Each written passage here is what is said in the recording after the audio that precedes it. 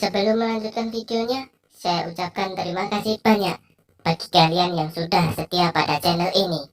Yang baru datang silahkan klik tombol like, subscribe, dan nyalakan loncengnya agar kalian tidak ketinggalan video-video selanjutnya. Di video kali ini kita akan membahas tentang fakta ilmiah kenapa pendaki sering mendengar suara misterius saat mendaki gunung. Berikut ini faktanya yang harus kamu ketahui sebelum naik gunung. Perlu kita ketahui, semakin tinggi kita mendaki, semakin besar resiko mengalami psikosis. Hal ini dibuktikan oleh pengalaman dari Dr. Jeremy saat mendaki Gunung Everest tahun 2008. Ketika mendaki gunung sendirian, ia merasa memiliki teman baru bernama Jimmy yang mengajak mengobrol selama di perjalanan. Namun lama-kelamaan, teman barunya tersebut hilang sekejap tanpa bekas. Selain karena efek psikosis, para ahli meyakini suara-suara misterius saat naik gunung juga berhubungan dengan penyakit ketinggian alias altitude sickness. Penyakit ketinggian adalah kondisi yang biasa menyerang pendaki gunung pada ketinggian lebih dari 2000 meter di atas permukaan laut.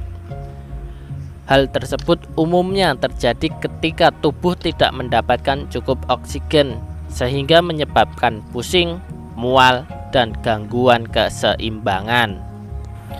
Semakin tinggi posisi kita di gunung, maka semakin sedikit pula kadar oksigen yang tersedia.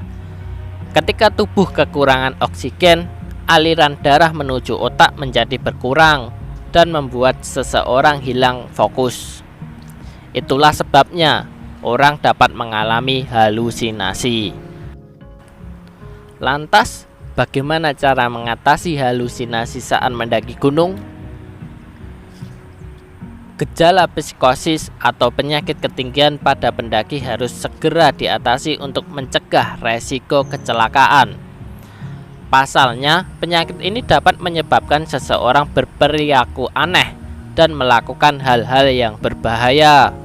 Misalnya saja, Anda mungkin mendengar suara yang menyuruh Anda untuk keluar dari jalur pendakian hingga akhirnya tersesat di gunung. Dalam kasus yang paling parah, ada pula pendaki gunung yang merasa terpanggil untuk melompat ke bawah agar lebih cepat sampai ke posisi semula.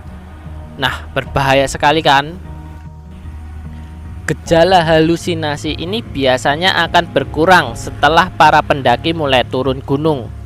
Ketika Anda mulai menuruni gunung, Anda akan mendapatkan lebih banyak oksigen untuk bernafas. Akibatnya, tingkat kesadaran Anda akan berangsur-angsur kembali normal. Untuk mencegah gejala penyakit ketinggian, pastikan Anda sudah menyiapkan perbekalan yang cukup sebelum naik gunung. Jika Anda mulai merasakan pusing atau hilang fokus, istirahatlah sejenak dan segera minum air putih yang banyak.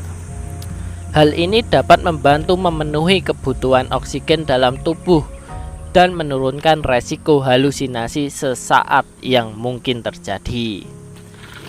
Jadi ketika kita tidak haus, tetap minum air putih yang banyak agar tidak dehidrasi dan juga tidak mengalami yang namanya halusinasi. Sedikit saja dari saya, semoga bermanfaat. Sampai ketemu di tips-tips pendakian selanjutnya.